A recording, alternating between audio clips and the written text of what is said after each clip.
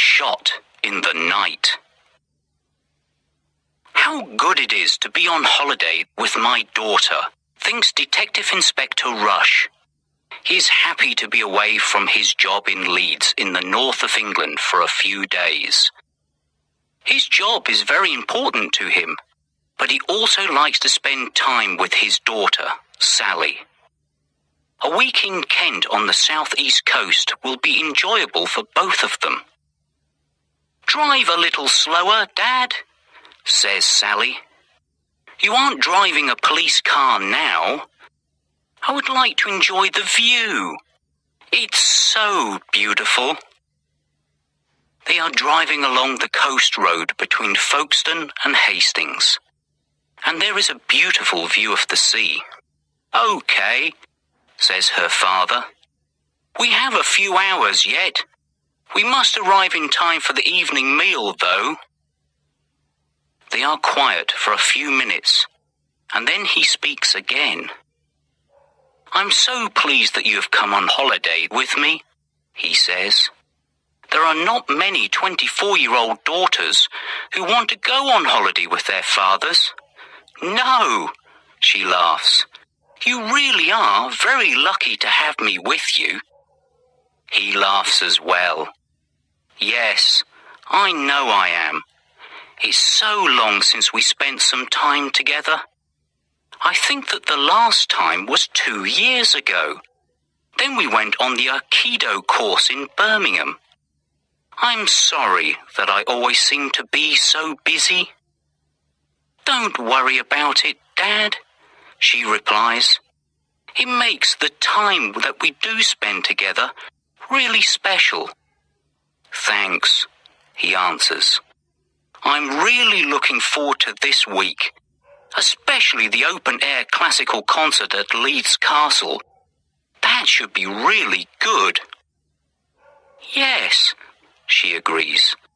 "The 1812 overture with real cannons and fireworks should be amazing." After a moment, she asks, "Do you know why it's called Leeds Castle? It can't be anything to do with the city of Leeds where we live, can it?" "No," replies her father. "It isn't. I read somewhere that the Saxons called the area Eslades. Over the years, it became Leeds." "You're so clever, Dad," says Sally proudly. "Sometimes I think that you know everything." Detective Inspector Rush smiles, but says nothing. Sally looks at her father. He is 47 years old, but he looks younger. His brown hair has some grey at the sides. He's not handsome, she thinks, but he is good-looking. He is also still a fit man. They used to do Aikido together, but now her father practices yoga. 20 minutes later, they drive past St. Mary's Bay, and after a few hundred meters, see a sign at the side of the road. "Little Stone Farm, bed and breakfast," reads Sally. "That's it." D.I. Rush turns left down a narrow lane. He drives slowly, as the road is uneven. After a few minutes, they arrive in the yard of a small farm. There is a house with a thatched roof and a barn stands at the end of the yard. D.I. Rush parks his car at the side of it. They both climb out of the car and stretch. A dog is barking, and as they turn towards the house, the door opens. A man dressed in old jeans and a dirty blue shirt stands in the doorway. He is about 40 years old, small and wiry, with brown hair. As they approach, Sally can see that his eyes are a beautiful blue. "Good afternoon," he says. "Mr. Rush, is it?" He holds out a grubby hand. "I'm Alan Larkin." They shake hands. "And you must be Sally," he says as he turns towards her. She shakes his hand reluctantly, because she doesn't like the fact that it is dirty. "Come inside," he says. "Brenda will make you a cup of tea, and then you can bring in your cases and unpack." They follow him into the house. "How was your journey here?" he asks. He doesn't wait for an answer, but calls, "Brenda, Mr. Rush and his daughter are here." D.I. Rush and Sally walk behind him, down the hall and into the living room. There are 2 large settees, a television, a dining table with 6 chairs, and other pieces of furniture. Sally is surprised to see that the room is clean and tidy. Not like Mr. Larkin, she thinks. Brenda appears from the kitchen. She looks a little older than Mr. Larkin and is also a few inches taller. She is quite large and has a round face with red cheeks. She wipes her hands on a towel before she shakes their hands. "I'm just making the evening meal," she says. "I hope you like meat and potato pie." "Yes, that will be fine, Mrs. Larkin," says D.I. Rush. "Sally used to be a vegetarian, but she started to eat meat again last year." "Please, call me Brenda, Mr. Rush," she says. "Well, I'm sure you'll enjoy my pie, Sally. Everyone does. Now sit down and I'll bring you both a nice cup of tea. You must be ready for a drink after driving all that way." She goes back into the kitchen and Mr. Larkin follows her. "I wish that my mother and father were still together," thinks Sally. D.I. Rush has been in the police for 25 years. 12 years ago, he became a detective inspector, and 2 years later her mother left him because he was never at home. He was always working. Since then, Sally has lived with her mother. "I love them both," she thinks. Sometimes life is so difficult. They sit on the settee and look around at the pictures on the walls. "What do you think so far?" asks the inspector. "Well, it's not the Ritz, but it seems okay," replies Sally. "Mr. Larkin looks a bit grubby, though. I'm glad he's not cooking our evening meal." They both laugh. Just then, Mr. Larkin comes through the kitchen door. Behind him is Mrs. Larkin with a tray in her hands. She places the cups and teapot on the table. "Did you have a good journey here?" she asks as she pours the tea.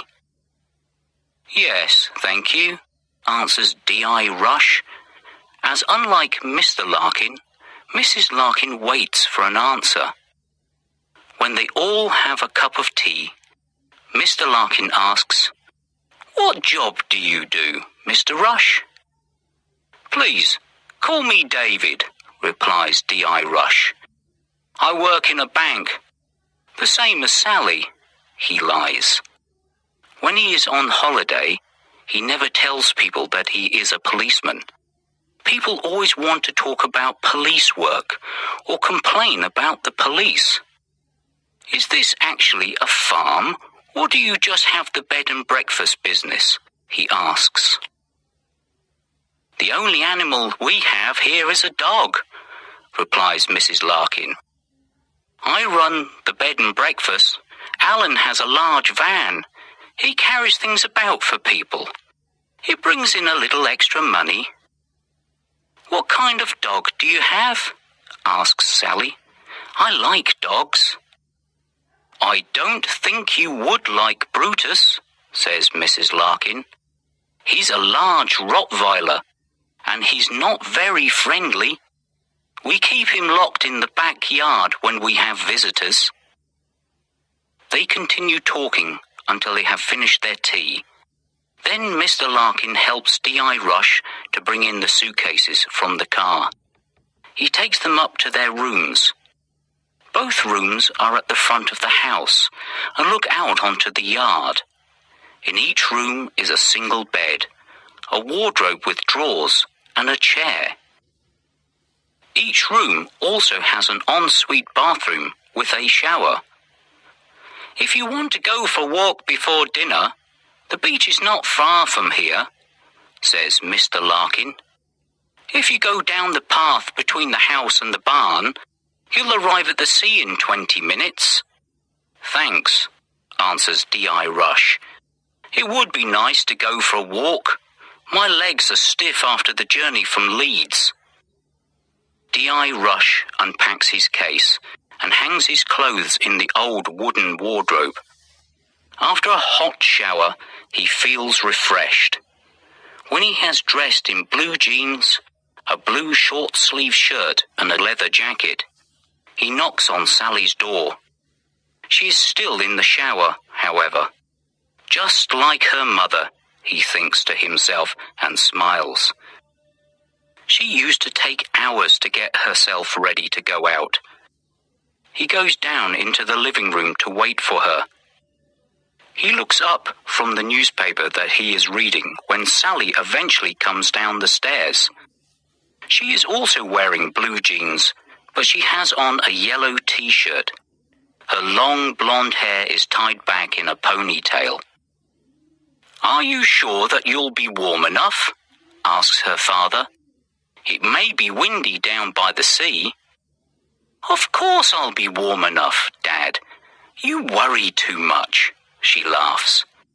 They leave the house and follow the path between the house and the barn. It goes through fields and a small wood. When they come out of the wood, they can see the sea. "Oh, the English Channel," says Sally. "Can you see France?" "I can see something," replies her father, "but it's probably just a low cloud."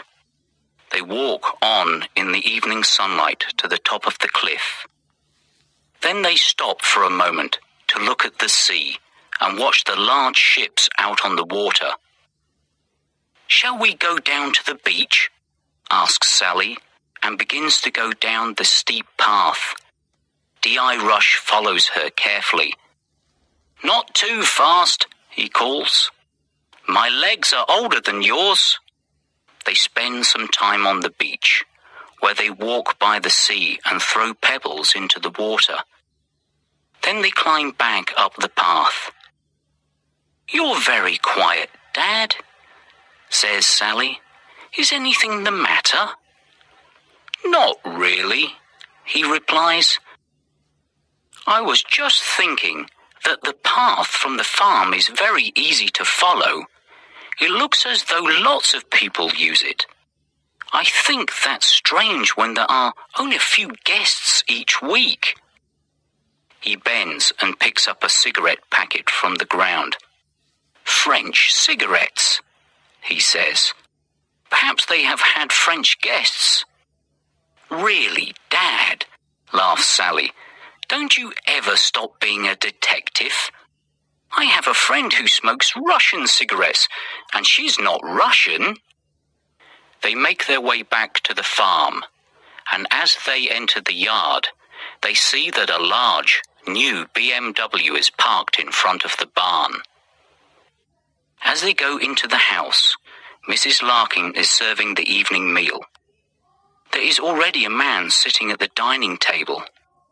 "Hello, you two," calls Mrs. Larkin. "You're just in time. This is Mr. Dalton. He's staying here for the night." D.I. Rush and Sally introduce themselves to Mr. Dalton. He is about 30 years of age, slim, and has short, blonde hair. He is dressed in an expensive suit, and the inspector sees that he has a Rolex watch on his wrist. Sally thinks he is quite good-looking, and during the meal she tries to talk to him. Mr. Dalton, however, doesn't want to talk. He answers her questions with yes or no, and eventually she gives up and talks to her father instead. After the meal, Mr. Dalton goes upstairs to his room. Mrs. Larkin clears the table and returns to the kitchen. "Mr. Dalton doesn't say very much, does he?" says Sally, when they are alone. No, replies her father. He didn't want to talk about himself, did he? I wonder what his job is. That was a very expensive Rolex that he had on his wrist, and new BMWs aren't cheap. Well, I don't think we are going to find out, says Sally. Mrs. Larkin said that he's only here for one night. They sit on the settee. Sally watches the television and D.I. Rush reads a book that he has brought with him. At 9 p.m, Mrs. Larkin makes a cup of tea for them, and at 10 p.m. they decide to go to bed. They are both tired after the journey. D.I. Rush lies awake for a little while. He thinks about what they will do in the morning. He also thinks about Mr. Dalton. Why is a man with so much money at a bed and breakfast? He should be in a 4-star hotel, thinks D.I. Rush, as he falls asleep. It is still dark when he suddenly wakes up. He is sure that the noise that woke him was a gunshot. He switches on the lamp at the side of his bed and looks at the clock. 3:30. He switches off the lamp again and gets out of bed. He looks out of his window, but the yard below is completely black. Since he is awake, he decides to get up and have a look outside. He puts on his trousers, shoes, and a jumper and quietly goes down the stairs. He unlocks and opens the front door. Suddenly, the light in the hall is switched on. It's a little early to be going out for a walk, isn't it, Mr. Rush? Says a voice behind him. D.I. Rush's heart is beating like a drum. He turns and sees that Mr. Larkin has come out of the living room. Behind him stands a large, black Rottweiler. The dog growls deeply when D.I. Rush looks at it. Be quiet, Brutus, says Larkin. The dog stops growling, but it doesn't take its eyes off D.I. Rush. Something woke me, says the detective. It sounded like a gunshot. Yes, I heard it too, says Mr. Larkin. I was in the living room. I must have fallen asleep while I was watching the television. What do you think it was? Asked the D.I. It's probably poachers, replies Larkin. They are often around here at night. Don't go out when they're about. You could be injured or even killed. You wouldn't be the first person to be killed by a poacher's bullet.